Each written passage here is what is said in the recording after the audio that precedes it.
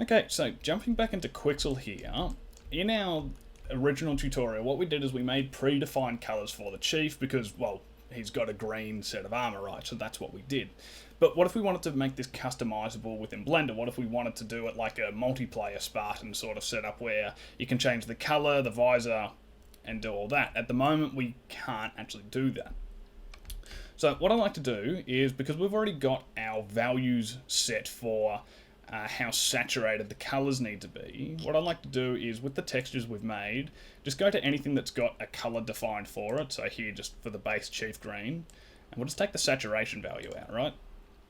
And so we can do that for the variant dark, because that's also got color values to it, the variance color, and our variant roughness. So we can just take those out. And we'll do the same thing for our visor so that we can make customizable visor colors as well. Cool.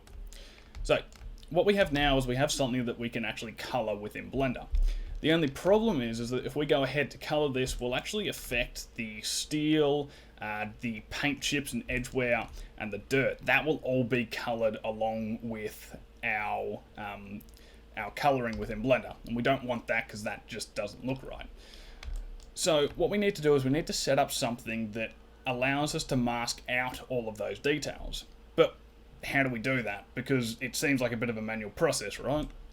Well, what we can do, because of the masks that we've actually built within Quixel, we can still use all that information to create a separate mask, similar to the way that we masked out, say, the glass, visor, and emission zones, and do the exact same thing here in Quixel. So what I'm going to do is, just in the top left here, I'm going to switch over to emission. And just down on the chief green layer here, I'm just going to enable the emission value here. And I'm just going to make this completely red. So that gives us an area to which we can color. And I'm going to go ahead and do the exact same thing for the visor. So I'm just going to set this one to be green. And come to think of it, this actually overrides what we did with the previous mask where we had red on the visor. This is actually going to supersede that, but that's alright. Cool, so now we have an area to color in the helmet and the visor, but we still have the problem of the fact that the edgeware is also going to be colored, as it is currently being covered by this emission mask. So what we can do is, if we come over to our edgeware, we'll add the emission, and we're just going to make this completely black.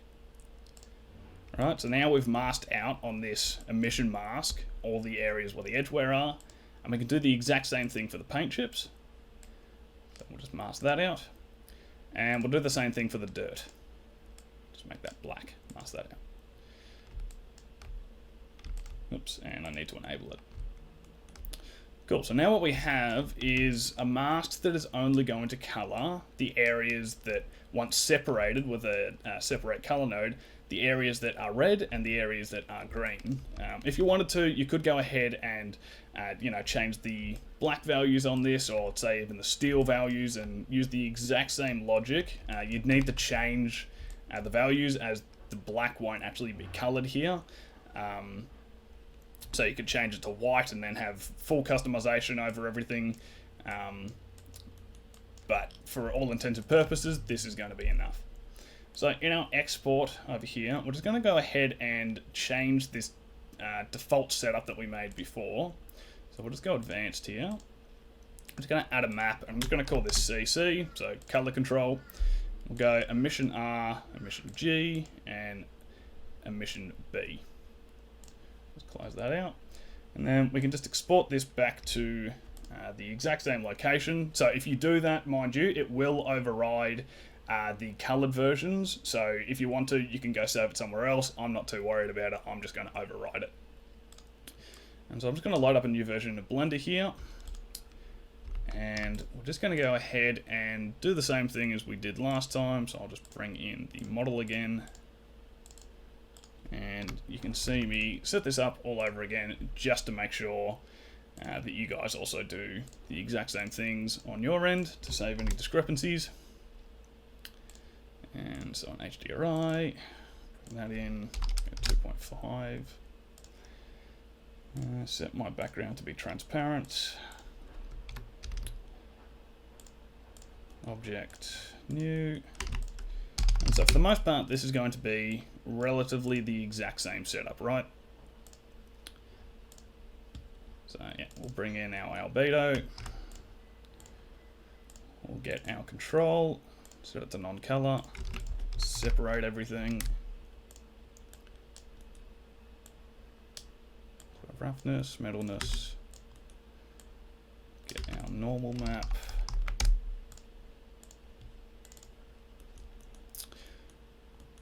And non-color. Cool. So now we've got this set up, and actually, just come to think of it, I'm just going to add in the image mask as well. So almost there. Just bear with me. Helmet mask. A mix shader. And we will use a separate color. I need a refresher on what's what. Grain there, glass.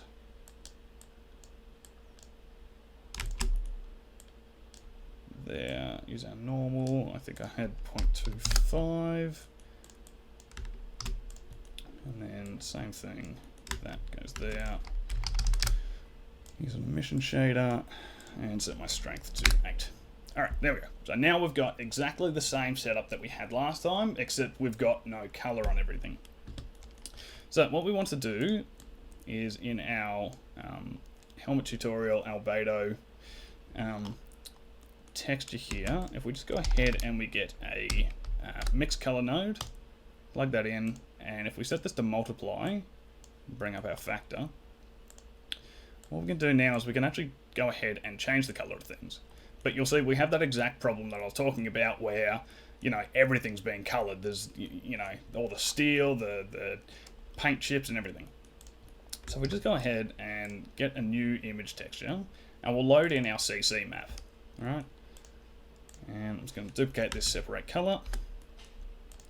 And what we're going to do is we'll use the red because that tells us where the armor paint color is. I'm just going to drag the red into the factor for our multiply node. And if we have a look at this, you can see we're actually getting color on this now, right? So we can make it whatever we want. So you can go like nice blue or whatever. And now we're actually getting color on this, but we're not coloring in our paint chips and all that. Those are masked out. So now we also need to do the same thing for the visor, right? We want to be able to give some color to the visor, and it's the exact same principle. So we can just drag this back a bit. And so we can just duplicate our color node here. I'll just grab the green channel, we'll plug that into our factorial, and now we can just independently change the color of the visor as well. But we can only give one color to the visor at the moment, and that's, you know, it's cool and all, but it's not that interesting. So what we can do is you can just use the base Fresnel node for this, but what I'm going to do is, oops, wrong thing. I'm just going to bring in a custom Fresnel node from an old Blender Guru tutorial back when they showed us how to make the what was it? It was the Uber PBR shader, I think. PBR Uber, I think it was. And I just want to find my Fresnel. There it is, Fresnel. Cool. So, got this custom Fresnel shader here. And I'll provide a link in the description to where you can go and learn how to create this, as it's rather clever. And so I'm just going to use this rem input that we've got at the bottom here. And what we want to do is with our factorial, we just want to change something here. So we're just going to get another mix color here. I'm going to plug the rem into the B socket. I'm just going to change this to multiply. So you see now that just isolates our Fresnel just directly here. And also I just want to show you can use the default Fresnel if you want to. So I'll just plug that in here. It more or less gives the same result. You'll just notice that you don't get the same darkness in the middle there. So that's just why I prefer this custom Fresnel node. And now what you'll notice is that we've got two colors going on here, right? So we've got this pink here, and then just the rest of it's all, you know, white. And I'm just going to bump this up to 0.9 to make it more clear. So there you go. But how do we change the other color? If we go ahead and we duplicate our multiply, our mixed color node, sorry, I lost my train of thought. Multiply that, and then we'll just plug the green value here into our factorial. So now you can see we're just modifying this. And I'm actually going to change this to mix. So now what we can do is we can control what the underlying color is and what the secondary visor color is, independent of one another. And so now you can make pretty well whatever funky sort of color setups that you want for your visor. And if you don't want to have this functionality, then that's also fine. All you do is you just go back to just having the green channel control everything, and don't worry about the Fresnel. But yes, this just gives you more control over what you want to do, and it gives you a fully customizable helmet to color. And as always, you're free to do this as you please. So instead of just decreasing the saturation value of the colors that we had, if you instead wanted to make it all brighter, then you can just bring up the values in Quixel to make your albedo lighter than this. But that just about covers all the basics for making customizable textures within Blender. So I hope you guys have all enjoyed this little series that I've put together and this little bit of bonus content. Please make sure to go ahead and join the Discord server so that you can get any help and or assistance with everything that I've taught here. And it also allows you to share what you've made with me, be it just via a render that you post or on social media. If it's on social media, I'll make sure to go personally check it out and retweet or share or whatever it's called on that platform. And yeah, I will see you guys all next time when we do the tech suit and the armor modeling series.